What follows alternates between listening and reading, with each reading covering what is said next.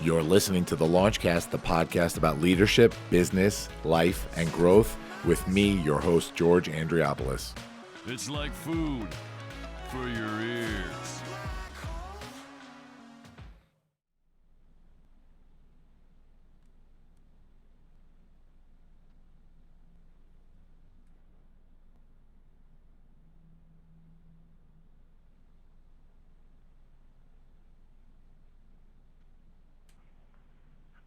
At this time, I'm going to ask that you fasten your seatbelts. Launch sequence. Launch sequence activated. Launch sequence activated.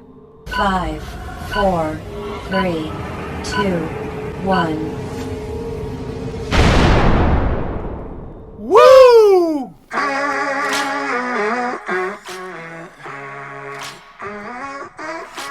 Hey, everybody. Welcome to the Launchcast. Episode 113, entitled Sometimes Your Words Just Hypnotize Me. Ooh, love this theme music. It's the launch dad himself, George Andriopoulos, bringing you your favorite podcast on the planet. I ain't lying, guys. And your favorite theme song on the planet. We're talking leadership, business, life, and growth. And we're talking about it all with an incredible guest today. I can't wait to introduce this man. Oof, end of theme music. Can't wait to introduce this guest today. This is pretty cool for me, and I'm going to tell the story a little bit later about how this guest and I met. But first, I'm going to do the bio and then introduce him on here. We have Mr. Scott Schmaren on the show today, neuroperformanceologist. Scott Schmaren is an internationally known hypnotist, speaker, coach, and author. He co-wrote the book Stepping Stones to Success along with Jack Canfield, Deepak Chopra, and Dr. Dennis Waitley. He's also the creator of the Quadratic Formula for Success, which is the life transformation program he created to literally transform every area of his life, including helping him lose and keep off more than 180 pounds. Scott has appeared on Oprah, and Oprah said, if Scott can do it, I can do it, and so can you. Scott is a regular guest on the Howard Stern Show, my favorite, we all know that, and Daily Mail. He also appeared on Fox News, Coast to Coast Radio, and has been featured in Reader's Digest and the New York Times. I mean, the list goes on and on. Scott's process of transformation is being used to help cancer patients, children, and adults from all walks of and areas of life. Scott is committed to his life to helping others overcome the obstacles and challenges in their lives and to help them help create and live the life of their dreams. Wow, man. Thank you so much for being here, Scott. Hey, thanks for having me, Mark. Yeah, I appreciate it. It's so cool how you and I met, and I'm going to get into that story a little bit later on, but I want to jump in today because we have so much to cover. Scott, guys, is somebody who's world renowned for what he does, and I was aware of Scott and his incredible career years before he and I met because of the Howard Stern Show. But you know, we look past the comedy that they sort of put into the bits that they do together to realize that this man has a real gift in what he does, and he uses it to really help people, which is, to me, something that's so incredible. So I'm going to start off the way we start with every single guest, Scott. I'm going to ask you, Scott, are you a leader? George, yeah, I think I'm a leader. I do things a little bit differently. I march to the beat of my own drummer, and I see the world through a very different perspective and different eyes. Yeah, so talk about that a little bit more. What is your definition of a leader? I think a great leader is somebody who inspires people to be their best and allows them to shine and be how great they can be. I think that a lot of people have an idea of a leader being someone who is sitting there with a whip, whipping the people underneath them to get them to do what they're going to do. And I think a great leader just helps people shine. It helps them be amazing. And when you create an environment like that as a great leader, you see people achieve incredible things. Yeah, and what I sort of equate leadership to, in terms of our process, and we'll get into your process and your journey to leadership as the show goes on. But there are, to me, when I look back at my life and the lives of all these leaders that I've spoken to on this show, there are these series of events, which I like to call your spark moments in life, that sort of help to guide that path, right? They sort of help to tell that story. There are these moments that were so important to you in your life, whether they were, negative moments or positive moments, but they really helped to shape the path of that journey that you take. And your story is just so incredible. And I want to share the story with everybody and sort of how you got to that point. So you've made it no secret that you have struggled with weight issues for a lot of your life. Can you speak about that a little bit in terms of, in a general way? We'll get into the very specific story, but in a general way, how that's sort of helped to shape who you are today. Well, it's funny because I spent most of my life through childhood and most of my adulthood, at least so far anyway, struggling with my weight. And I've had a lot of negative experiences, and I guess we'll talk about those in a little bit. And, people ask me now, well, if you could go back now and change those things and not have experienced those things, would you erase them from your past? And the reality is, no, I wouldn't. The reality is I needed those things. Those are the experiences, some of them really bad, that really helped shape and form me and got me ready for this journey that I've been on and the things that I've accomplished now. So they were a necessary path on the journey of my life. So would I erase them? No. And, it was a necessary part of who I am and where I am today. Yeah. I find it so interesting taking these walks back with the leaders that I speak to on this show because, a lot of times you've been doing this for, how long have you been doing what you're doing now? I want to say I've been doing this at least 20 years, George. It's been a long time, maybe even longer. I'm looking at the wall in front of me right now, and the first thing that I accomplished is I did a Silva program, October 1st, 1995. So that's what, 25 years? Yeah. So. And sometimes we take these walks back, and it's really kind of cool to look at not only what we've accomplished as individuals, but the amount of people that we've helped along the way. And then you hear certain things that trigger you back to that time when things were like tougher. And I want to really hear from you what these things trigger for you in terms of memories. So I got a lot of this from the information on your website and interviews that I've read and listened to about you. I'm going to say a few words to you. And I don't mean to trigger you in a negative way here, but I'm going to say a few words to you, and I want to hear from you. Where do these words bring you back to? When I say the words tubby, fatso, jumbo, fat boy, piggy. Oh, that's easy. That goes back to my childhood. And in those, less than endearing terms, I heard not just from kids in my neighborhood. I used to get that from the adults too. The adults in my neighborhood I grew up on this block-long row of townhouses, 6 families in each row of townhouses, and I don't know how many rows there were, but there were a lot of kids and a lot of adults, and everybody knew each other, and we all had nicknames, but just my nicknames were less than positive, obviously. Usually had something to do with your physical attributes, but I was called names by grown-ups too. They wouldn't think anything about it. I mean, I guess we live in a much different time now where that's much less acceptable than it was then, but I was very rarely called by my first name.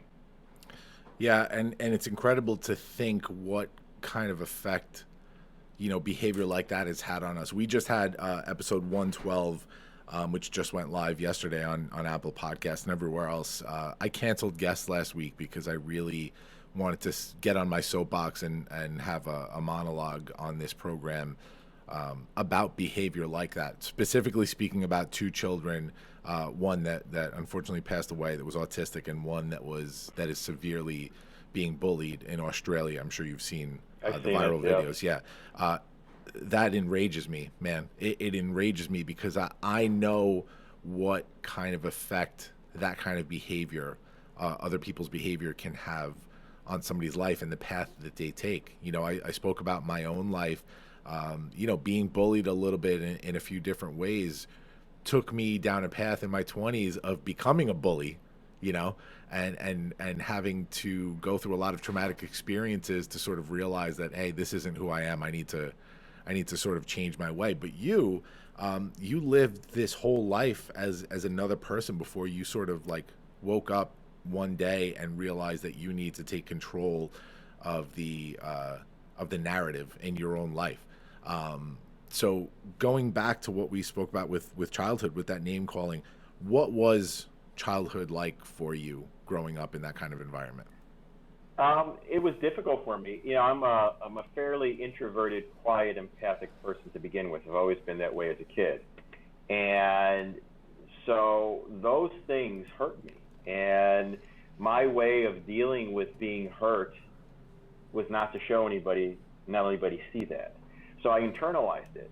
And the way I got relief from that is by eating and watching a lot of TV, a lot of bad TV shows from the late 60s and the early 70s, a lot of bad sitcoms. And those things allowed me to lose myself, to forget about all those things. But what happened was that they became a perpetual source of pain. Now, here I was, I'd be teased, I'd be hurt, I'd go home, I'd stuff my face, feel better because I was eating for whatever crazy reason there was for that to happen, watch TV, get lost, sit on the couch, do nothing, get bigger and fatter, go out into the world, be teased even more because it became more prominent in the problem, and then go back and eat more, and this non-ending cycle just kept getting worse and worse. So what happened was I began to withdraw from the world. The other thing I struggled with from being teased and bullied all the time is also really not developing any social skills. So it was hard for me to interact. And I wasn't the type of person that was going to lash out and try to beat up every person that was making fun of me. My way of dealing with it was withdrawing from the world, which didn't help me. Yeah. It made everything worse. Sure. Now, you know, when we look back on our lives, especially I think men like you and I are very introspective in terms of looking at our lives and sort of taking from those negative moments and really using them not only to help ourselves now, but to help other people. But during that time period, was it in your own mind, looking back now, knowing what you know now, was it all about the weight for you? Like, did your life revolve around weight back then, or was that just sort of the environment you were in and you look back now and realize how important it was? No, I think that's actually a great question. I think my life did revolve around my weight.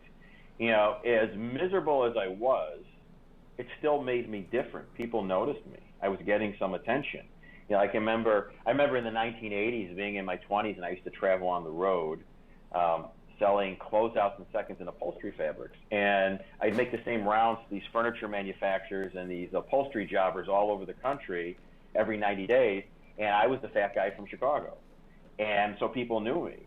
And so it's almost like I wore like a moniker. Yes, I was miserable, but there was some, and for a lot of people this is true also, there's a secondary benefit. As miserable as you are getting some benefit from whatever you're struggling with, whether it's your weight or you have chronic pain or a chronic disease or something that makes you stick out, look different, or people perceive you as being different.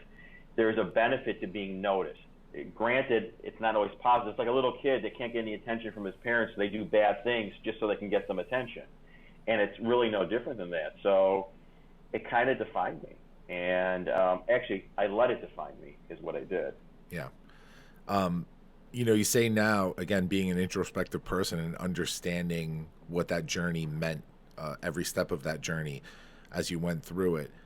But during the time, what did food represent to you back then? You know, when I really think about it, you understand it, you know, especially for somebody who is morbidly obese. Food is just, if you look at people that are morbidly obese and you watch them eat, they eat things that taste good, but they eat them as quickly as they can and get as much of it into them as they can. They don't really enjoy what they're eating. And I could say that was true for me. What it represented to me is it gave me something to fill the emptiness inside of me. And like I would eat, not just to eat, I would eat till I was stuffed, sometimes physically sick, because I needed to fill this emptiness I was feeling inside of me, and this was a way of doing it physically. Obviously, that emptiness was emotional and spiritual, and so eating was a bad replacement for filling the emptiness inside of me. Yeah. Was there, besides food in and of itself, was there an escape for you back then? Oh, listen, TV was, TV and movies. I used to live less than a mile from a movie theater, and to go to a movie, and just get lost in the story. And yeah, I mean, movies and TV were my fantasy life. I would have fantasies about how I was going to come back and be this, superhero and show everybody, how much better I was than them. Or I remember one time, I forgot the name of the movie, where it was based on a true story, where you had the soccer team that was in a plane crash in the mountains in the Andes, and they survived. Alive. And I would say to people, this is a kid speaking, hey, I'm overweight. If we ever get in a plane crash like that, I'm going to outlive all of you. So that was my the justification for being heavy sometimes. It's your story is so interesting to me. Every time we have a new guest on here, I really dive into our show research, because I want to make sure that that we're really getting to the crux of leadership. The whole goal of this show, Scott, is to have our audience out there, leaders or not, listen to these journeys of our guests and to hear a story and relate to it and go, hey, I went through that, or I suffer from that right now, and look what he's done, or look what she's done. Maybe there's a light at the end of the tunnel for me in terms of maybe I can become a leader like this person, and that's what this is about. We want to make sure that we're speaking to people out there that haven't necessarily found their leadership yet, or whatever that word is. I use the word leadership to represent I guess a balance in life, a happiness in life, a joy, and somebody that can stand up in front of other people and sort of lead. But whatever it is for a person, whether it's happiness or balance or joy, listening to these journeys and sort of relating them to their own stories, and then becoming actionable, right? Doing something to help better their situation. That's what we want out of this. And so for me, doing my research, and I knew a lot about you already, but doing further research and really reading your written words on the journey you went through, I can relate, man. I mean, I've been there myself. I didn't struggle so much as a kid with weight. I struggled starting in my early 20s with weight, and I fluctuated all the time. And I'm right now going through a little bit of a tough period in weight fluctuation that's really bothering me, because I've been really good for the last year or so. And it affects you, man. It affects you so much. And the psyche of a person that is going through that is really, really delicate. What was that psyche like for you in terms of how it affected you, like in your core when you were a kid? Wow, that's a great question. If I think back on how it affected me at my core, I really didn't think very highly of myself. We have a tendency to become a product of the environment we grow up in. So most people look at somebody, whether it's a kid or adult, who is fat, and the first thing they think of is that they're lazy, they don't like to do anything, they're unmotivated, and they're undriven. And while I wasn't any of those things, you start to believe those things. And I felt worthless. I felt, why was I here? I had this desire to help other people, to do kind things, and all I was getting from everybody was that, hey, you're a freak, you're different. I think a lot of people struggle, not just with weight, whether it's the color of your skin, your sexual preference, how you look, how you dress. The moment it seems like when people stand out and they're a little bit different, the first thing that happens is that people that are doing the bullying feel really insecure with you there about themselves, and they have to find a reason to knock you down a few notches lower than they are in their own minds. Yeah. And also, George, your word leadership is a great word, but I think people think of leadership only as leading other people. It's very difficult to lead other people until you can lead yourself. That's a great point. It's important to realize that leadership is really about leading all the areas of your life and making conscious decisions to change the things you don't like strengthen the things you think are great about you, and then develop new things and to move forward. So leadership starts with really leading yourself. Yeah, that's a great point. Great point. So you struggled for years with this, and it really took a toll on you, a heavy toll. Talk to me about what your personal life was like during this period. Now I'm talking about as a young adult. As a young adult, okay. So I can remember specifically, I'm probably right around 20 years old. And I remember knowing somebody who had a New Year's Eve party, and they invited me. And I was thrilled to be invited to that New Year's Eve party. I didn't really socialize a lot. And I remember going to this party. There was 50 people there. And they had a big spread of food out. And I remember making my plate of food. And, of course, I had a Diet Coke with that. And I remember I found this beautiful wood rocking chair to sit on in the middle of the year, and I was going to plop myself down in that chair, and I was going to be able to see everything in the whole room, watch everybody, and just eat, and that sounded really good to me. So I sit down in the chair, and as I sit in the chair broke.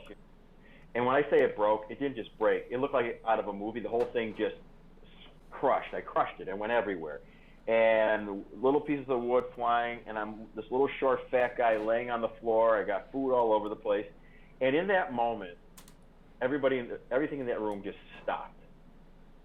Everybody just turned around and looked, and almost simultaneously, everybody began to laugh. And truthfully, if you're watching that, it's got to be a pretty funny thing to say. But I never felt so small and so tiny and so horrible and ashamed in my whole life. And all I remember is I just wanted to shrink down to be about that big and just go hide somewhere, and I couldn't do that. So I did what I always did. I put on the big, stupid grin on my face. I started laughing with everybody because I was dying on the inside. And then I left. I had to get out of there as soon as I could. And I remember I went back to my apartment that evening, and I spent my New Year's Eve, which were with my two best friends at that time, a large sausage pizza from a place called Nick's. And I ordered from this place at least 6 days a week. So this is in the 80s. I had a tab with them, like in a bar. I would write them a check once a week. I would just say, hey, it's Scott, and they would send it over. So I spent that night, that New Year's Eve, alone with my two best friends, a large sausage pizza from a place called Nick's, and I used to get a frozen Sara Lee cheesecake, and I would eat it frozen. And I ate all of it. I was so horribly sick, and I remember being so angry and so frustrated. I hated myself. I hated the world. I hated everything. I just didn't care. I wanted to be left alone, and I felt miserable. Yeah. What about personally in terms of relationships, in terms of family? What was that like for you during that period? During that time in my early 20s, I was still single. I didn't date that often, and I was also running cycles where I go through these 2-year cycles. I drop 100 pounds, put it back on. Usually I put on more. Then get to a point where I was disgusted again, drop 100 pounds and put it back on again. So I did not do a lot of dating. And when I would lose weight, I felt really odd. I felt like it wasn't me. Right. And, a lot of people, and I'm going to speak about weight, but it's really true for any other vice that someone is struggling with, is they think that once they get rid of that vice, or once I would lose all the weight, my life would change and I would be happy. But the reality is the opposite happened, because my weight, however crazy it was a way of me protecting and insulating myself from this world. And the moment I got rid of that, I had to see myself for what I really was. I had to really address the things that I didn't want to address.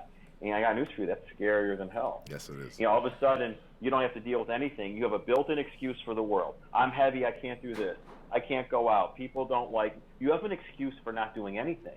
And that's not really a legitimate excuse. It's only my perception and my perspective of the world. So the moment I get rid of that, I have nothing. I have nothing to hide behind. Like, I used to look in the mirror, and I would go from being really heavy to getting in really good shape, and I'd look in the mirror and go, who is that? That's not really me. Or I'd say to myself, this is not even real. I'm going to pinch myself and wake up. I'm going to be heavy again. And I felt really uncomfortable being that way because it really wasn't who I was at that time. Now that's a totally different story. So it was difficult, going through these cycles, and interacting with other people was very difficult. It was I didn't like doing it. To be in large groups of people, I don't know how I traveled on the road and called on strangers in different parts of the country, but I did it. But then I was a novelty at it. Or people would say to me, I remember traveling on the road after losing a lot of weight, and they'd say, "Oh, I'm so glad you lost weight. I was so worried about you. We thought you were going to die." I go, "Okay, why didn't you say something then?" But so what happens? I lost my identity as being fat and being the fat guy. Yeah. So that was very difficult. And I spent again, even in my 20s, a lot of time watching TV, a lot of time eating. Sure. They were my things of comfort. So it really speaks to a quote that you have on your website. You said, "It still had not sunk into my head that my weight wasn't my real issue. It was only the symptom of my major problem, which was the poor self-image I had of myself and of not truly loving myself and who I am. I did not like or love myself." And then, at some point, I don't know what the chronology of this all is, rock bottom, right? You were 5'6", 360 pounds? Yep. Is that right? Yep. Talk about what happened. I had just gained a ton of weight back. And I think it was 140 pounds. I go, now what do I do? I have tried everything from things that make sense to crazy things to starving myself. And in that moment, I felt hopeless. And I'm sure many people listening to this have had moments in their life where they go, okay, now what do I do? Whether it's my weight, not being accepted in this world or our society, and just feeling hopeless. And in that moment of weakness, I said, you know what? I can't stand this anymore. I hate myself. I hate the world. What's the point? So in that moment of weakness, I lost my desire and my will to live. So I remember being in such pain that I took a bottle of sleeping pills and a bottle of painkillers. And I remember putting them in this little paper Dixie cup, and I went to my bathroom, and I put it on my bathroom counter, and I don't know how long I looked at that cup for. A long time. It was talking to me, and then I looked in the mirror, and when I looked in the mirror, I really didn't see anything. I saw nothing. I saw hopelessness. I saw a life wasted. I saw everything I was focused on was negative. Everything I focused on was a rationalization and why I should take everything in that cup, and I took it. I took a bottle of sleeping pills and a bottle of painkillers, the entire bottle, and I took them all. And I remember in that moment when I took it, I felt two powerful emotions. I felt instant relief, like, okay, this is all going to be over, and I don't have to worry about anything anymore. But I also felt terrified at the same time. It's like, okay, what's going to happen? What's going to happen if I die? Where do I go? Am I going to hell for killing myself? Am I, all these things just rushing through my head. And I remember sitting down. I had this chair. I used to watch TV in the chair. I used to eat in that chair. It's like I conducted my life from that chair. It was almost like it was my security blanket. Yeah. It was the one place I felt safe. And I remember at some point I just passed out. It was gone. And I don't know what happened. I don't know why it happened. Well, now I know why it happened. It makes sense now. The pieces have a tendency to make sense after they already happened. We look at them in hindsight. And I remember the next morning, sometime in the morning, I opened my eyes. I was still in that chair. I didn't die. Nobody found me. I never went to a hospital. And I opened my eyes, and I saw the light of the sun shining through my living room window. It was a very, very surreal moment, and it was so peaceful. I almost thought I was dead. That's the only way I can describe it. I thought I was dead, and that everything was wonderful, and then I go, oh my God, I'm alive. I'm alive. Holy cow. Why am I alive? And then it just hit me, I must be here for a reason. And in that moment, I had this huge emotional outpour. I remember I was just bawling my eyes out. I was mad at myself for what I had done, but I felt this, I want to say a change. in that moment, I accepted responsibility for myself. I stopped blaming everybody else and using the excuse that people didn't accept me for the way I was. It's like the suit came off, and I accepted responsibility for everything that happened in my life and where I was at that moment. And I said, I'm getting out of this frickin' chair. I'm getting out of this chair, and I want to know why. I want to know why there are two people inside of me. The one person that wants to lose weight, be happy and healthy, successful, and have a great life, and the other person in me that every time I move in that direction, it's like someone's tied a rope around me and they just pull me right back in. I wanted to know why. And it started on my quest. I started reading books, and everything I started reading about the mind talked about how the subconscious mind is really everything. It really determines who we are and what we are, not our conscious mind. And we always seem to be trying to make changes consciously. So as I started reading, and everything was a subconscious mind, didn't matter what you were studying, whether it was hypnosis or some other modality or meditation, everything centered on the subconscious mind. So I started studying and started learning. I started taking courses, and I started experimenting on myself. And as I started to change the pictures in my head, my need to be heavy started to go away. You know, we have it so wrong in our world today, mostly in this country. Diet and exercise are the keys to losing weight. They're not. They are very, very important tools, but they are only tools. It's what you think about and how you see yourself up here that's the key. You know, if I give you a beautiful Stradivarius violin to play, do you know how to play it? Do you know what to do with it? No. And it's really the same thing. You have to learn how to use the tools that you have and make them work. And they were subtle changes. I mean, simple things like once in a while I get up off the couch and go for a walk, or you evolve and change. Like, so I was still eating crappy food, but now I wasn't eating as much crappy food, and it would start to evolve and change. You know, like so the questions I get all the time from people now is, how did you do it? How long have you been this way? And how do you know you're not going to go back to where you were before? And so in the past, I could tell you the day I started a diet, the day it ended. Most of the time they were on the same day. But even like the ones where I'd go for a long time, day started, day it ended. And like I said before, I always felt really weird in the mirror, like it really wasn't me when I had lost weight. Yeah. So now I like the way I look. I walk in front of the mirror. I like the way I look. Can I tell you the day that I started losing weight? No, I can't tell you. And instead of losing it in 6 months, I could knock out 100 pounds in 6 months, no problem, or more. I got to imagine it took me a couple of years. What happens is it became unimportant to me. And when that picture changed, it was just a process of my body catching up now with what my mind saw as the picture of myself of who I really was.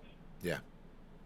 I have an interesting question for you. So I when I read about that moment, that rock bottom moment, I had an interesting thought, and I'd love to hear your perspective on this.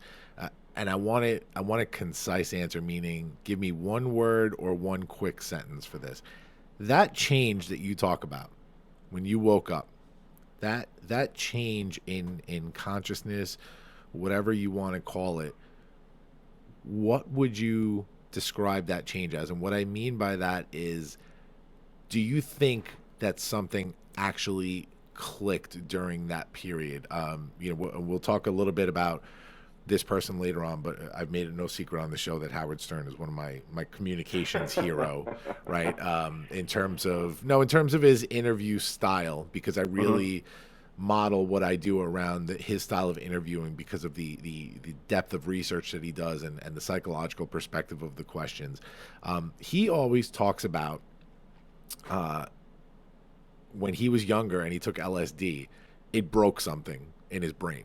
That's he always says that repetitively, that he thinks he would be a different person. Talk to me about that moment very concisely. What do you think happened when you woke up? It was an awakening. If I had to use one word, it was an awakening. Imagine living your life in a fog, a clouded view of how you see the world. And I opened my eyes and the fog was gone. And I was prepared to see myself for how I really was. My imperfections, and really who I was at that time. And also, I would say a great word to describe that is I became honest with myself. Love it. The Launchcast is sponsored today by The Leadership Experience, a coaching masterclass. Intentional, unconventional, thoughtful leadership from keynote speaker, CEO, nonprofit board member, and TEDx executive producer, George Andriopoulos. Hey, that's me.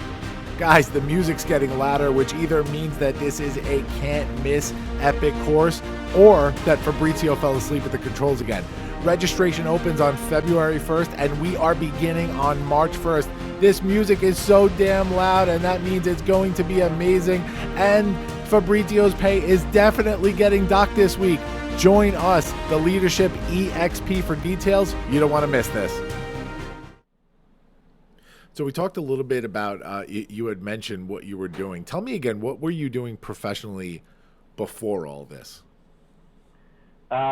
My last career, during my transformation, is I was a residential real estate broker for probably close to 20 years. Oh, wow.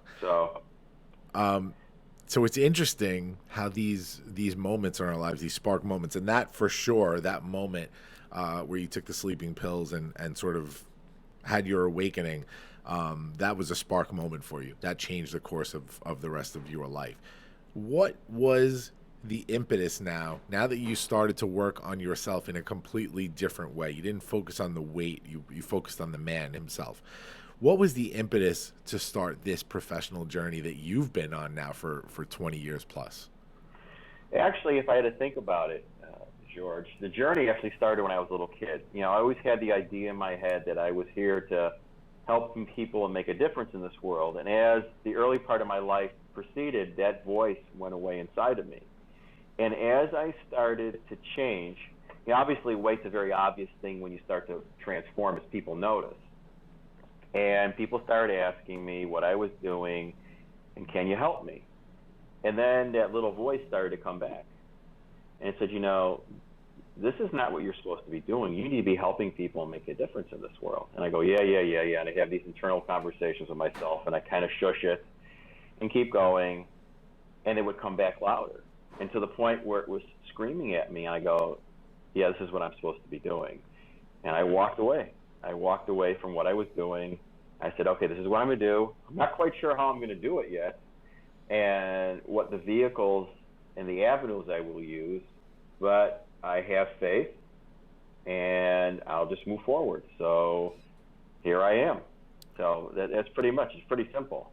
Yeah. So what was it that you first chose? Because when I read your bio and I see neuroperformanceologist, I see hypnotist, I see speaker, I see author. What came first? What part of this came first in that journey? At first, I just wanted to work with people one-on-one, and I got some I get a lot of still get a lot of satisfaction out of that. I like doing that. I like to see people have these huge transformations, and I get blessed to be part of those transformations. I really like speaking, and so for a while I just wanted to be a speaker, and then I realized I need to be doing all those things, and all those things go together. I need to be speaking, I need to be coaching. I mean, there's a rush, I'm sure you notice, like there's a rush you get when you get in front of an audience and you're vibing with that energy and you're getting your message across. And then it changed too. So I created this vision for myself when I first started. All I wanted to do was be able to go out in public and not be noticed for being a fat guy. I wanted to fade in the background. I didn't need to be noticed anymore. So I created this vision of that I had a strong, healthy, lean, attractive, youthful body weighing 175 pounds or less that I maintained easily for the rest of my life. And I defined how I would look, how I would dress, how I would carry myself. And as it became a reality, I changed my vision. So my vision now became, I want to touch the lives of more than 10 million people in my lifetime. That's a very big number. Yes, it is. But it's funny, when you put those things out to the universe, things start to happen. So right when I put that out was within a few months is the first time I got on the Howard Stern show, which has an audience of millions and millions and millions of people. And I was totally unprepared for what happened after that. I just was contacted by so many people after that, not for ridiculous things like you would think of from a radio show, but for, hey, my kid's struggling with cancer, or I'm an Olympic athlete, I want to win a gold medal, or I'm struggling with something in my life, can you help me? And so those things became blessings. And so it's interesting how when you change the focus of your life, what you manifest moves in that direction. Yeah, for sure. Where did hypnosis come into play with all this?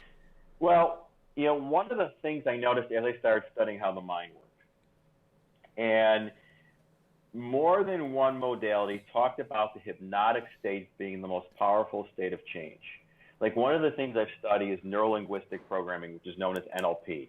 And a lot of people in the business world know that. They're familiar with NLP and what it is. And I had the opportunity to study with one of the co-creators of NLP, which is Dr. Richard Bandler. And I've still had a chance in years. He's still around.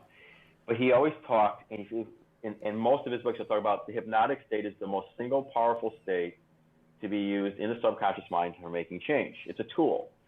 And it's not hard to access, but it's what you do with it when you get there. So I thought it was a great way for me to learn that skill and use it, and then use all the other things that I used that I learned to use with people, and the things I've created while they are in a hypnotic state. Those things have a tendency to stick and stay better when you're working with somebody at a subconscious level. I mean, you see people go to seminars all the time. What you usually see is you go to a seminar and you hear great things. And about 5% of that audience will take everything they hear and they will use it all and they will do great things with it. The other 95% break up in two groups. Group one goes home, they're really excited, and for 2 or 3 weeks they do it and then they stop doing it. And the reason they stop doing it is their value belief system doesn't match what they're trying to do. So it doesn't match the pictures they have of themselves in their head. So they have this idea that their whole life's going to change in 2 weeks. And what happens is they try for a little while, they don't get the instant results they had the expectation of getting, which, by the way, weren't accurate. They were just their expectations. So they quit. They either think what they're doing doesn't work or that they're not good enough. Same thing why we see in New Year's resolutions every year, right? What happens? I go to the gym the first 2 weeks of every year. I hate going to the gym because it's so crowded, because everybody thinks they're going to transform their life in 2 weeks, and their expectations unrealistic.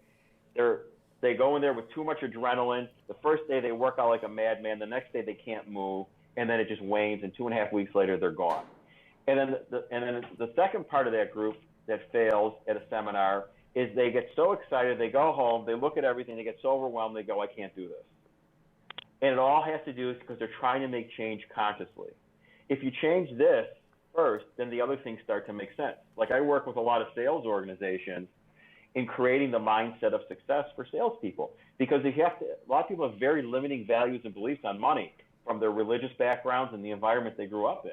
So what happens is they start to have some success, and then a little voice kicks in their head saying, wait a minute, don't do this, because only really bad people, and money is the root of all evil, so stop doing it, and there's a conflict.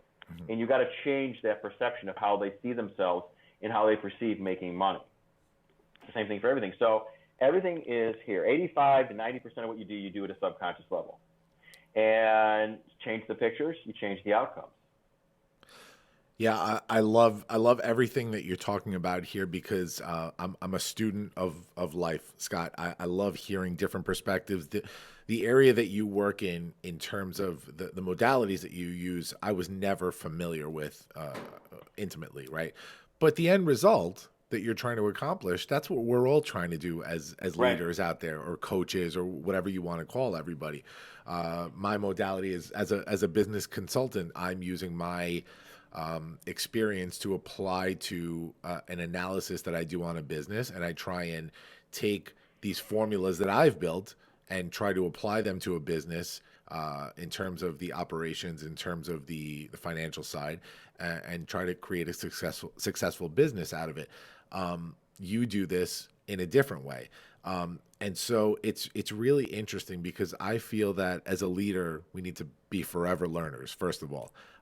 You need to constantly study and be a student of life and just learn how other people are succeeding. And so in learning more about what you do, I found it really, really interesting. And I'll actually tell the story now of how you and I met. And so Scott's mentioned before that I'm a speaker as well.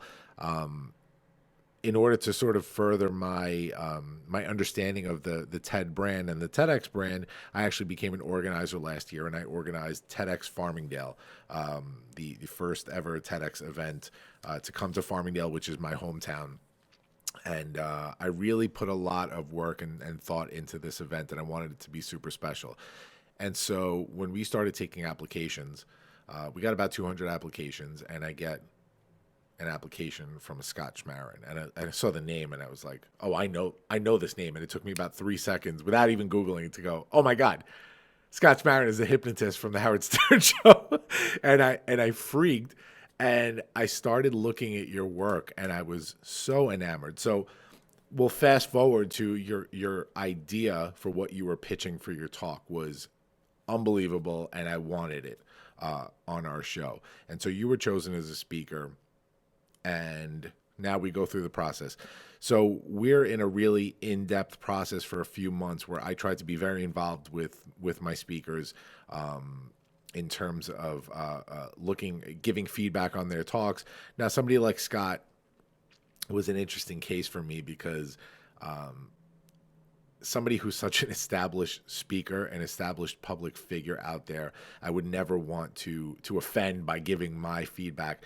This man was like one of our number one supporters in terms of wanting to be part of the process, part of the community, immersing himself in this community of a lot of beginners who had never done this before. And here you have a man that's been doing this for years. And so it was so helpful to us. So I saw that part of your personality very, very early on. So I do want people to know that this man is the real deal. He is a servant leader. He is out there to help people 100%. This process was really tough for me because it was so time consuming, and it took a lot of energy because you put a lot of passion into something like this. And then tragedy struck for my family in that we found out my dad was a little bit sick. He was diagnosed with prostate cancer, and it hit me very hard. But I still had my commitments. I still had my business to run, and so I still had my foot on the gas pedal. And a few people reached out to me from the TED community, one being Scott. What's going on? I feel something. I feel something. I see something's weighing on you. Talk to me. No, I'm okay. I'm okay. Scott was persistent. I know something's happening. Talk to me. I want to help you. Okay. So I had a conversation with Scott, and I told him what was going on. And I said, I'll be okay. It just it's a little tumultuous this time right now, but we'll get past it. And he said, no, I think I can help you. And so I accepted that help begrudgingly because I'm a little stubborn like that. When I'm going through my stuff, I want to do it alone. And Scott said, I'm going to send you a recording and I want you to listen to it. I want you to be by yourself. I want you to be sitting in a chair, comfortable, ready to give some time to this process. And it was about a 22 minute recording. And he said, let me know if this helps. Do this once a day for a few days and let me know. And so I was actually really excited because at the time I had really been looking into getting into some kind of meditation. And I was excited to do it. I had a busy week that week. And sure enough, towards the end of that week, my wife was also just very stressed, going through a lot of stuff at work. And so it was a Sunday night. We dropped the kids off. We were by ourselves. Both took nice hot showers, relaxing. And I said, hey, do you want to go sit on the bed? We'll sit upright on the bed and as if we're in chairs and just kind of both listen to this thing. And she goes, yeah, all right, let's do it. I could totally go for this. And so we listen and we start. And I gave myself to this process. And I will tell anybody that if you're not ready to sort of, I don't want to say believe in this, but just follow the instructions, it's not going to work for you unless you're ready to give yourself into it. And so I listened, I did the breathing techniques, and I was listening to Scott's voice. And the next thing I remember is my wife, patting me on the shoulder, George. And I was like, oh my God, did I fall asleep? And she goes, you weren't snoring, but I think you did. And I go, first of all, I feel so relaxed right now. I can't even tell you the feeling I have right now. but I said, I remember, I forget what it was, but I said, the last thing I remember Scott saying was this and this. So, and it turned out to be about halfway through the recording. And she goes, yeah, I remember that. And I go, what did he talk about afterwards? Because I want to see if I could just jog my mind. And she goes, and nothing. And she goes, I can't remember. I go, did you kind of fall into this too? And she goes, yeah, I must have. So the next morning I'm getting ready for work. I'm shaving and I listen to it consciously now, just so I can hear the words. And I had heard everything, the entire 22 minutes. But I just didn't remember because I went into that hypnotic state. I went into that meditative state, which I believe are one and the same. And I know is that I woke up the next morning with a weight lifted off of my shoulders, and it wasn't magic. It wasn't, guys, this bullshit of the stopwatch and you're getting very sleepy. It's none of that stuff. It's what I can equate this to is if anybody ever zones out, it was the same feeling when I'm just kind of sitting there in my chair in my office and nobody's around, and it's like just after I had lunch or something and I just kind of zone out, my eyes go crossed. That's the same vibe that I had from being in this hypnotic state. And it was just sort of willing to listen and accept the things that I was hearing and put them into my subconsciousness and let it play out in my consciousness. Is that right, Scott? Yeah, I think of it as zoning out with purpose and direction. You know, it's a different concept. So when I started working with somebody, you know, we're always taught that when you're learning something new, you have to pay attention and focus. And I'm telling you to do the exact opposite. Like I'll tell people when they listen to a recording or if they're with me live, I don't want you to try and make anything happen. I just want you to listen and follow along. Allow yourself to have whatever experience you're going to have. And everybody's experience can be different, and that's totally fine. And so it's kind of the opposite of what we're taught. You know, we have to pay attention. It's a conversation with your subconscious mind. So whether your conscious mind completely zones out and doesn't care, which is what happened with you, sometimes your conscious mind listens and follows along, and that's fine. Sometimes it tries to disrupt. Totally fine. It's not a conversation with your conscious mind. Your conscious mind is so unimportant in this conversation.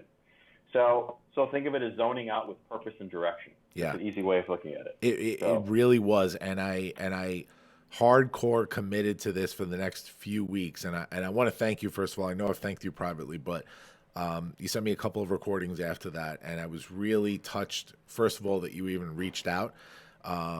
Because in essence, man, we were perfect strangers. You know, we were starting to get to know each other a little bit, but the fact that you sensed that weight on me and offered your professional advice to help me out, that was incredible. And it really helped to get me through that period because we sort of personally had a shift, right? Dealing with my dad's illness and it was the beginning stages of just what the hell's going on? What are we going to do? Blah, blah, blah. And it helped me regroup and go to my parents and say, hey, okay, guys, let me take over. Let me take over the care here. Let me take over the doctor's appointments. Let me help guide this process, and we're going to get through it together. And it gave my dad a renewed sense of comfort that I would take care of everything. And it sort of helped me to balance all these things going on, work and my kids and my wife and Ted and my dad. And it just sort of all worked out. It wasn't a magic potion. I want everybody to know that. I did this, right? Yes. Scott gave me a tool. Scott gave me a tool to help me focus myself a little bit, or unfocus, you should say, but gave me a tool to help focus myself onto what I had the ability to manifest in my life. I think that's great, and I'm glad it helped you. And it's one of the things I tell my clients is they'll have things happen, and they thank me, and I appreciate the thanks, but I really didn't do it. They did it. Yeah. It was, my belief is that everybody already has everything they need inside of themselves to get where they want to go. It's a question of discovering it, or many times they're already using it in other areas of their life, or they're already using it in how they're limiting themselves. And all they need to do is become aware of it, flip the switch, and then move it over to where they want to use it. And they get there. Yeah. And it's just becoming aware. The thing I tell people the most, The single most important thing, if you can get anything, if you're going to work with me, so the only thing you get is to become awake and aware of your thoughts, your feelings, your emotions, and habits. Because the moment you become aware of them and they're not on autopilot anymore, you have control of them. And you have the ability to change them and to move in the direction you want to move in. Yeah. So becoming awake and aware of the things you do, because we are creatures of habit and habitual habits and routines. If you think you're not, you are. If you took an inventory of how you did everything every day, you'd find that your every day is pretty much the same way in how you do things, from how you put on your pants, which leg you put on first, to how you tie your shoes. Here, I use this example. We do very little consciously. So think about it when you first learned how to drive a car, right? You got in the car, you're 16 years old, you had to think about looking in the rearview mirror, looking at the two side mirrors, where you put your hands, and whether you were stepping on the gas or the brake. Fast forward, you get in the car now, you don't think about any of those things. You get in the car and you drive, and your eyesight and your hands and your feet are perfectly coordinated with each other. They work perfectly because you're not doing it at a conscious level, right? Many of us drive to work without remembering that we ever drove to work, but we didn't kill anybody, hopefully. So. And it's an interesting point that you make, guys. You need to understand that this is a teachable moment for you, because Scott is giving you the keys to the kingdom here. He's telling you how he does this, as do I with what I do. And there's a parallel here, right? When I go, if somebody hires my consulting firm to go help fix their business, I will tell you that 8 times out of 10, probably 9 times out of 10, I take what's there and I help them understand and use what they have better. We're not the kind of firm that comes in and fires everybody and brings in new people. We work with what's there now and say, hey, are you not using your employees the right way? Are you not giving them the right tools? And so we help to provide tools to take what they have currently and run more efficiently. And so Scott's doing the same thing. So when you see these parallels throughout successes in different industries, there's no big secret here, guys. It's kind of like just understanding that we don't always operate in the most optimal way. And if we could sort of change our perspectives on how we operate, we could really change shit up for ourselves, And so it's an incredible tool you provide. I want to talk a little bit about public appearances and stuff. You touched on Howard already. You've had some of the most iconic appearances on that show. I mean, with Sal Governale, with Ronnie. And people have to understand that, look, we take, and I'll say we now because I'm a broadcaster now too. I don't know, that's to be seen. Well, you are. We take our platforms and we try and take information and translate them into what we think our audience would like. And so Howard translating what he does into comedy, you got to take it with a grain of salt. What Scott did on those shows, they're bits, right? And so, but when you can understand, the power of the type of I want to say breakthrough that you had with these people on the show in terms of getting to them and helping them either relive these moments in their past or sort of understand their subconscious a little bit better. It's really cool when you take it with a grain of salt and take the comedy and the bits out of it and see how powerful your work actually is. George, it's interesting you say that, because when I've gone on there, and yes, the bits are for show purposes, and by the way, they are real. I've had plenty of people say, "Oh, those were all fake." No, they were real. Yeah. They were real moments. But I always have a purpose, and one of the things I want to try to get to people is whatever you're experiencing up here at a deep subconscious level, your body doesn't know that it's not real. It treats it as if it's real. And so you saw people having internal experiences that they were expressing externally, and they were real. It's no different if I have somebody in a really deep hypnotic state and I gave them an ice cube and put it in their hand and told them it was a hot coal, they would get burned, and they would physically have blisters on their hand. And so this is very real. I mean, we've seen, you don't see it here because we're a little chicken in this country. We've seen in the UK, people who've had problems with anesthesia have had open abdominal surgery without any anesthesia, in a hypnotic state, in an awake hypnotic state. They're actually having conversations with the doctor while their abdomen's cut open and they're not feeling any pain. You can turn it off because this is everything. It controls everything. Pain comes from your neuroreceptors, right? Yep. Yeah, that's incredible, man. That's incredible. Talk about Oprah a little bit. I watched a clip on your website from, it was after, I don't know how far after your weight loss this was, but you were running a marathon in Chicago, right? Right, it was a long time ago. Yeah. Talk about going on to Oprah and what kind of effect that had on you. Well, it's funny because I was very shy. I was in my 20s, so I was a very shy kid. And that's the first time I ever realized that I want to have either my own talk show or I want to be a speaker. So I have this, I'm very quiet, I'm shy.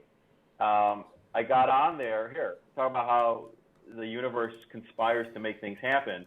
So that was a time when Oprah, before she had her own studios, and she was in the local ABC studios in Chicago. And I had just lost a lot of weight, and I had people sponsoring me money for a charity, and a local personal interest story reporter from ABC, who I think he's even still around now, did a story on me. And they were editing the story, and one of the producers from Oprah's show saw it. And they were getting ready to do this big, giant show. It was the highest rated show she ever had. Oprah had lost a lot of weight on OptiFast, I think it was at the time. And they wanted guests on the show, and they were getting calls mostly from the big weight loss companies saying, we want, they have somebody they want to put on the show, and they didn't want to do that. So they saw, I'll never forget the moment, they saw the piece. I was in High Point at a furniture market. It was, there was no cell phones. We didn't have cell phones. I was calling an order in on a pay phone to my office. I called the order, and we had kind of a smart-ass secretary. She goes, oh, and by the way, Oprah's show called you. They want you to call them back. I go, haha, very funny. She goes, no, they really called. And I called them, and I got on the show. So I remember walking out, and everybody goes, oh, weren't you afraid, and weren't you nervous? I walked down and go, oh, my God, this is the most amazing thing in the world. I could do this. So that's really where I got the bug to start doing some of this stuff, too. So it was a cool moment. It was a very cool moment. I love that. Ooh, the Big Talk Academy, our newest sponsor. Guys, you have a story to tell. You want to make an impact, and damn it, you are ready for more. I know all about this journey.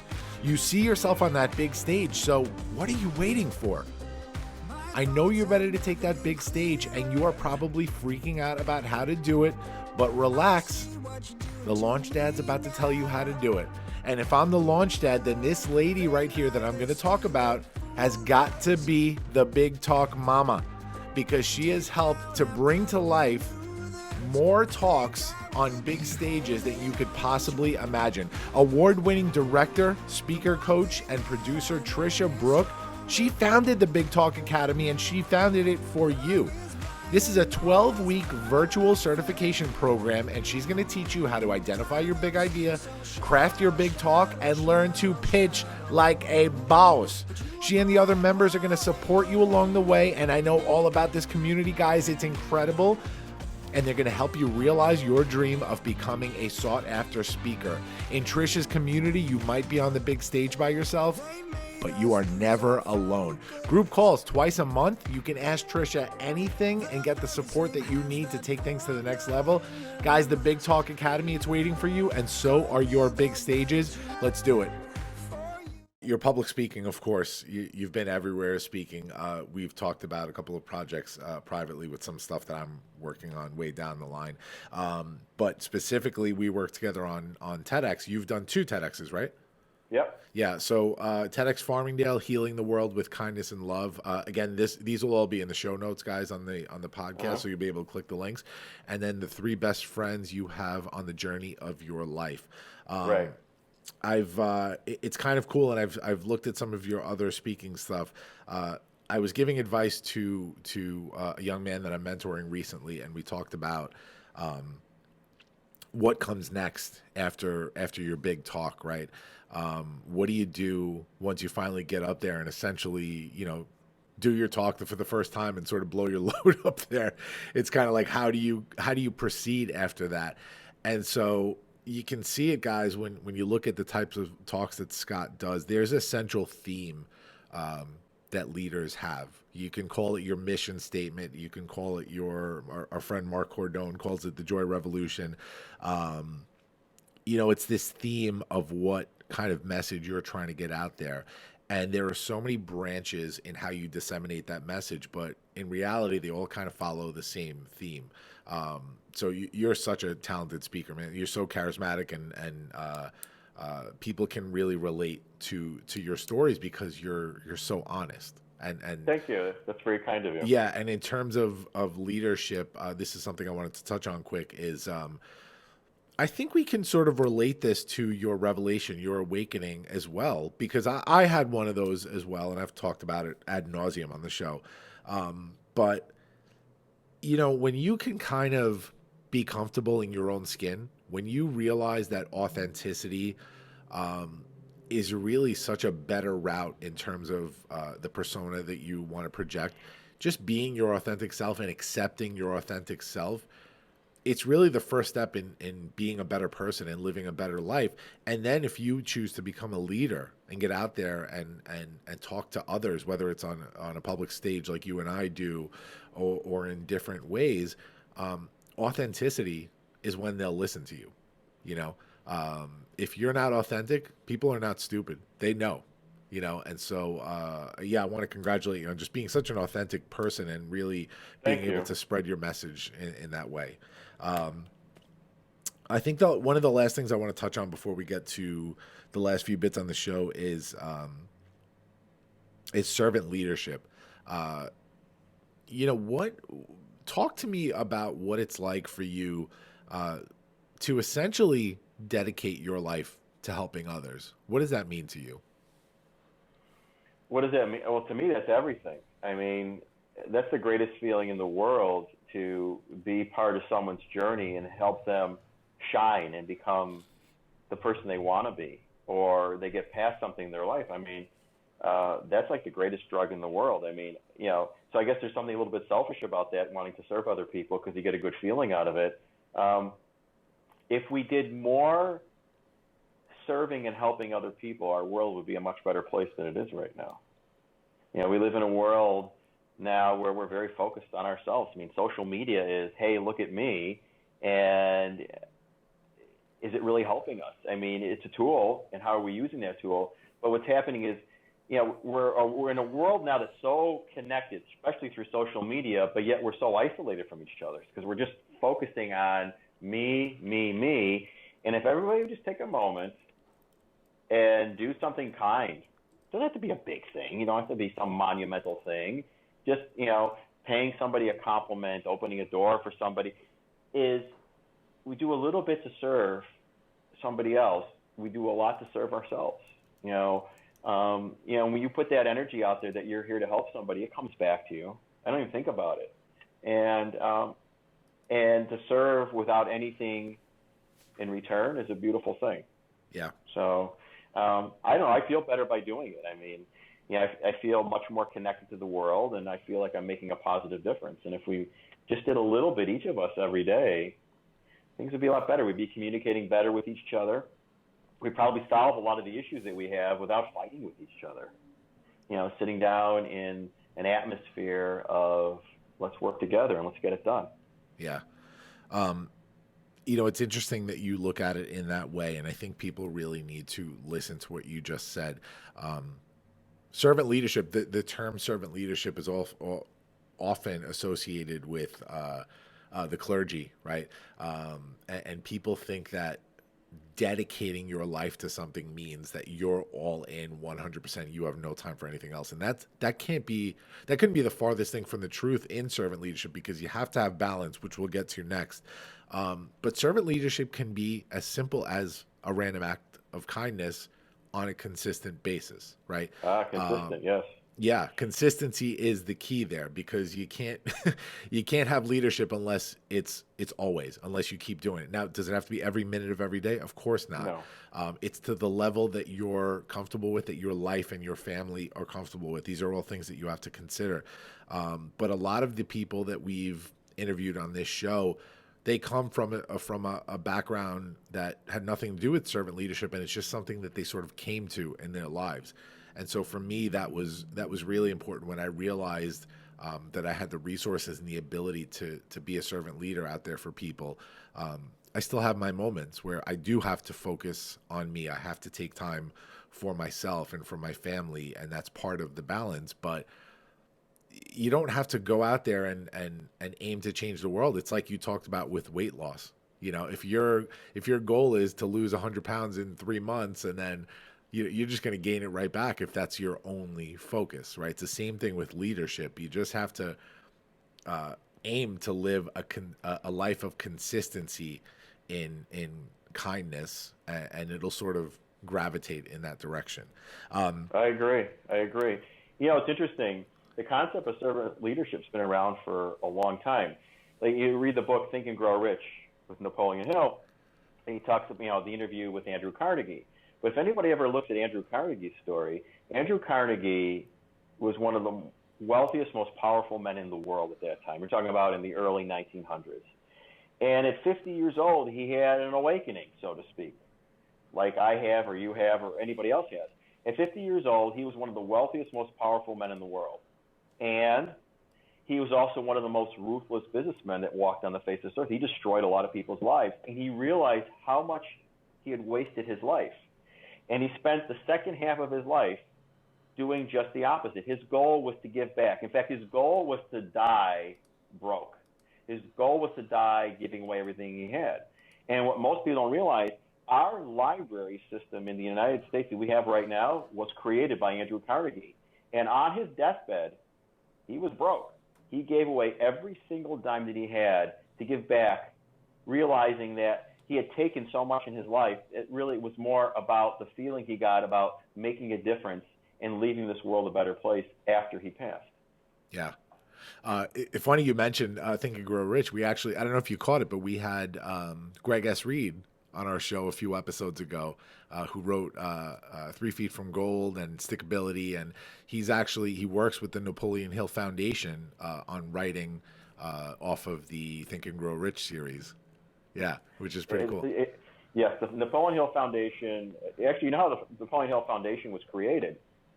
There was a billionaire in the 1970s, W. Clement Stone, created a combined insurance company. He lived in Chicago. In fact, I used to see him drive. He lived in a suburb not too far away from where I was. And it was like one of the first limousines I ever saw, and he had like a private plate on it that said J. Stone on it. But he had the pencil-thin mustache. But he attributed all his success to Napoleon Hill. And Napoleon Hill had disappeared for years. No one knew where he was, and they thought he was dead. So he took some of his people, and he wanted to find out what happened to Napoleon Hill. And they actually found Napoleon Hill. And Napoleon Hill did not own the rights to any of the books that he wrote. So W. Clement Stone found him, brought him back to Chicago, and then purchased the publication rights to every single book that Napoleon Hill wrote, gave it to him as a gift, and they established the Napoleon Hill Foundation to prosper the principles of success from Think and Grow Rich, which is interesting. That's really cool. Yeah, very cool. We talked about balance, and I wanted to come back to a point that I meant to make before as well. Balance in what you do is so important. I see the balance that you've brought to your life. We've had private conversations as well, and again, we're both forever learners, and we're looking to grow every day. I want to hear from you what balance means to you in terms of the work that you do. Balance for your clients, I should say. I mentioned before that you had helped me out during that TEDx process, which was just invaluable to me. I made a very interesting observation during that I meant to mention before, and this has everything to do with balance. You gave me that recording. I was not able to listen to it for almost a full week. Why? I could not find 22 minutes out of my day, each day, to sit down and listen to it. And so that Friday, I had a packed weekend coming up, and I said to myself, this is crazy. I can't find 20 minutes from myself to sit down and listen to this. And so I forced myself to make that time. And okay, it was a couple of days later. And after experiencing that 22-minute experience listening to your recording, I really made the revelation that part of my problem during this time period was a balance problem. I wasn't finding time for myself, and carving out that, because it wasn't just 22 minutes. I sat before, relaxed a little bit, and afterwards. So carving out a half hour for myself to be able to focus on my own well-being, my own mental health, was so important to me that I made sure that I carved that out going forward. I personally, I'm a creative, Scott. I love just being in my own thoughts sometimes, whether it's a long car ride, whether it's being in the shower. I write almost every talk that I do on a stage in the shower, by the way. That's almost every talk happens in my head during my showers. And so carving out that time for me to be with my own thoughts, go into that hypnotic state, that meditative state, was so important to me. So I wanted to make that point. But for your clients, how important is it to impress balance on them? Well, let's define balance, because a lot of people just think balance is being perfect. You can't be perfect. And I work with this with a lot of my clients. They set the expectation of being perfect, which is an automatic formula for failure. Balance is consistency. As I say, is perfection is the seed of failure. Consistency is the flower of success. It's about being consistent. Like, people will see me out and I'll be at a restaurant and I'm eating a really decadent meal and they go, "Oh, how can you do that? Don't you watch what you eat?" I go, "Not all the time. I'm consistent. I don't have to be perfect." You know, I had a client I worked with, this lady who wanted to lose weight. And in Chicago, we have this very famous, it's more than just a little hot dog place. It's a big chain now. It's called Portillo's. But one of the things Portillo's makes, besides Italian beef and great hot dogs, is they make this really incredible chocolate cake. Okay? They're famous for it. And this lady comes to me who wants to lose weight. She goes, "I love Portillo's chocolate cake, and I'm never having it again the rest of my life." I go, "That's a dumb proposition." Because you know what's going to happen? You're going to work really hard. You're going to lose some weight. And one day you're going to break down and have it. And then in your mind, you fail because you set up the expectation of being perfect. And you're going to chuck everything you did and destroy everything. So you're going to do just the opposite. You're going to have Portillo's chocolate cake twice a month. Not only are you going to have it, it's a required part. It's part of your diet. You have to have it. You are not allowed to avoid it. You have to have it. So what happened? Now there's no pressure for her to be perfect anymore. She can enjoy something she enjoys. One piece of cake twice a month is not going to make a difference in your life. If you enjoy it, so what? You know, it's about being consistent. And I'll work with a client and they make progress, and a lot of times they'll have a bad day and they think that, "Oh my God, my life's terrible again." Life is not a straight road. There's curves and there's bumps and there's potholes in that road. And it's how you handle those things. I have bad days. I have days that I don't enjoy having, but I know it's only that day. I know that when I wake up tomorrow, I have a different day. And yesterday doesn't become the next day, and then 6 months is how it used to be. That day is done. What did I learn from that day? I'm glad it's over, but it has nothing to do with what's going to happen tomorrow. And that's my perspective. So balance is about being consistent in what you do, not perfect. And also taking time for yourself. A lot of people feel selfish. We live in a world now where, especially I work with moms for certain things, whether it's weight or other things, and everything's their kids. I understand that. But they take no time for themselves. And what they don't realize is taking a small chunk of time and making it for yourself every day makes you a better version of you.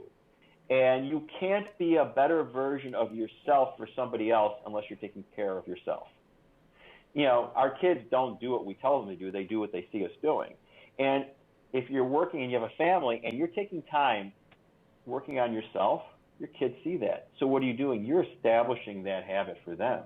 They see you making a commitment of time so you can be the best version of yourself for yourself, but also for them and everything else you do. And it's important. Kind of lose that in ourselves here. Yeah. Great advice. You mentioned tomorrow. What's next for Scott Schmaren? What's next for Scott? I have a lot of interesting clients I'm working with now. I was in Portugal about a year and a half ago with some people I know that are NLP trainers, and I did a 4-day seminar out there. I'm working on doing that again. That could happen in May. I'm speaking at a conference in August. I've got some other things coming up too. My focus lately has been working a lot one-on-one with some clients, and they're all from diverse backgrounds. I work with some A-list celebrities. I seem to be working with a lot of those lately. It's becoming part of my focus. with business people, everyday kids. I've worked with some athletes, everyday people. I mean, I work with people with, all walks and all directions of life, and I really enjoy that, especially when they have those aha moments and you get to be a part of it. It's really kind of cool. Yeah, for sure. We're going to post your contact info on our show notes, but that's okay. Great. Best way to reach you? Okay. Sure. All right, guys, let's move on to the big three. The big three from the Launchcast. Big three, of course, is your top three. I'm going to name a few things here. Off the top of your head, you're going to give me your top three for each item. Ready? Go for it. Yeah. These are the first two are interesting. First one is going to be top three favorite foods before the awakening. They'd probably be the same as they are now. It would be pizza, good pizza. Like from Chicago, that's Lou Malnati's pizza, not like the thin stuff you guys have out there. Ice cream, and a good, hard, crispy chocolate chip cookie. Okay. By the way, I've been to all of those places. When I was in Chicago last year, we hit every single Portillo's, Luminati's, all of them. It was a great, great trip. And I may be back in June, possibly. I'm waiting to hear back on a speaking gig there. Great. Maybe we'll get pizza together. Sounds good. Yeah. So the second question was top three foods after the awakening, but I think you answered that. They're exactly the same. I just don't eat them as often or as much of them. Yeah. Scott, give me your top three. I'm going to call it your most painful moments. Top three most painful moments. I remember walking into a class in high school, and these three girls were sitting. It was a math class, as a matter of fact. I was a freshman, and these three girls were talking about how desperate their girlfriend was to go on a date. And I walked in the room, and they all looked at me and go, well, she's not that desperate. So I remember that. Fucking kids. I remember being in sixth grade, and we used to play baseball, but not organized baseball. And I always either played first base or catcher. I was good at making myself because I didn't have to move. Okay? And I also learned how to hit really well because then I didn't have to run fast around the bases. So either I popped out or I crushed a home run, and it was very easy. Okay? Very easy. Okay? And I remember one time I got stuck playing in left field. And the rule was in our park, if somebody hit a home run, you had to go climb the fence, which is like a 6-foot high fence, and you had to go hit the baseball. And I'm sitting there, and I watch a kid. I'm just watching the ball. I go, shit. I gotta climb the fence. I climb over the fence, and I wasn't built for climbing. I get over the top of the fence. I get to the top of the fence. I go, oh, I can't believe I got up this high, and I'm sitting on top of this fence. It's 6 feet high. I come over the top of the fence. I'm not paying attention. And I got impaled by the fence. The top of the fence went right through the palm of my hand, and I was crucified on top of the fence. And all I remember is being stuck on the fence. It was so embarrassing. It hurt, okay? And then a kid came by and got his father, and the father was trying to hoist me up to get me up so someone could pull, and he couldn't do it. So I had two other people had to come. And it was one of the most embarrassing moments. The third one was at that party I told you about where I crushed the rocking chair. That would right up there. Yeah. Wow. I was going to mention to you, I had almost the exact same moment with the chair. When I got up, so I'm 6'1". I'm normally 215 when I'm playing weight, right? 215, 220. I've been down as low as like 180 at this height.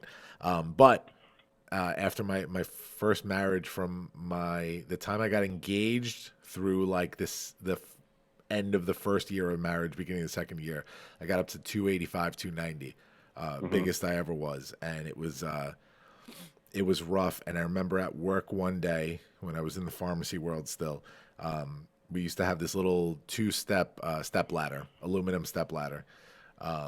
And that was our stool, right? So if you were having lunch, you went in the back room and sat on the step ladder and had your sandwich on the counter there.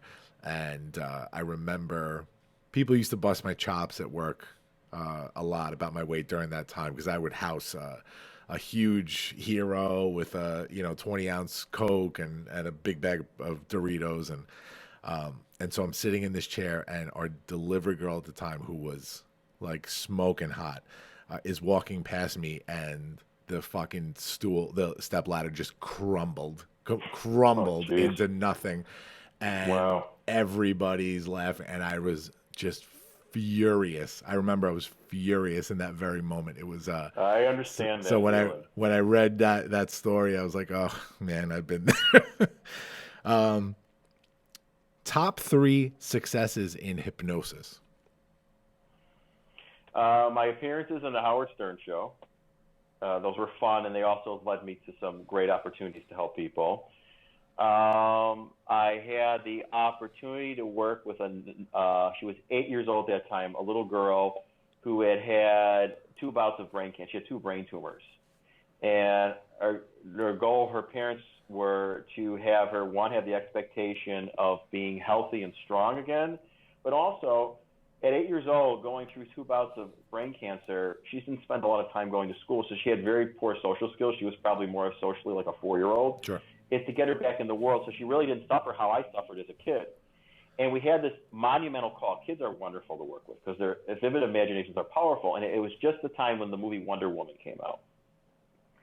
And we had this conversation. She told me her favorite hero was Wonder Woman, and I said to her, I go, you kind of remind me of Wonder Woman. I go, what? She goes, what do you mean? She goes, well, Wonder Woman's immortal like you, right? She goes, yeah. And I go, and she's strong and she can overcome every opposition. Like, look at you. And she goes, yeah. And she got it. And it just stuck in her head. And then everything just kind of took off after that. And for me, that was a magical moment. I love that. The other moment I had, and it was unexpected, is I worked with a guy who had prostate cancer. And I've worked with men with prostate cancer before.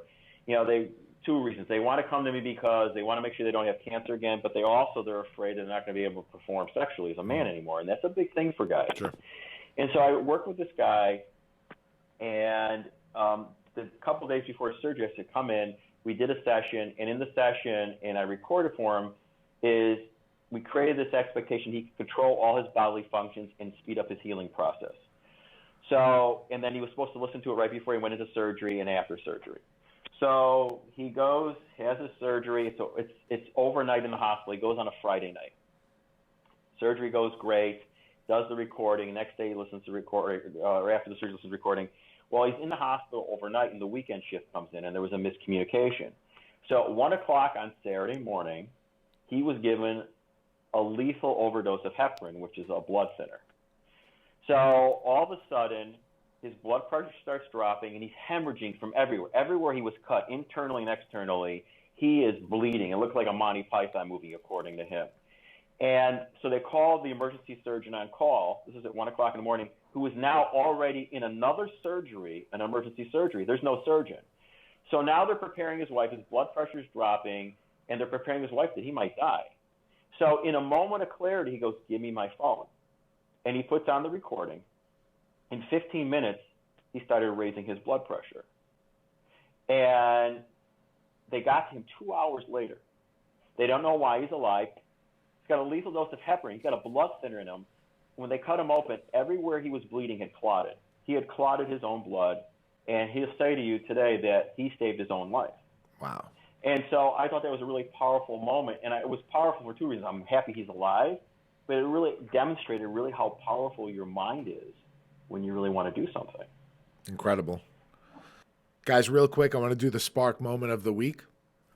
Guys, this week's spark moment is personal to me, and it really relates to what Scott and I have been talking about today.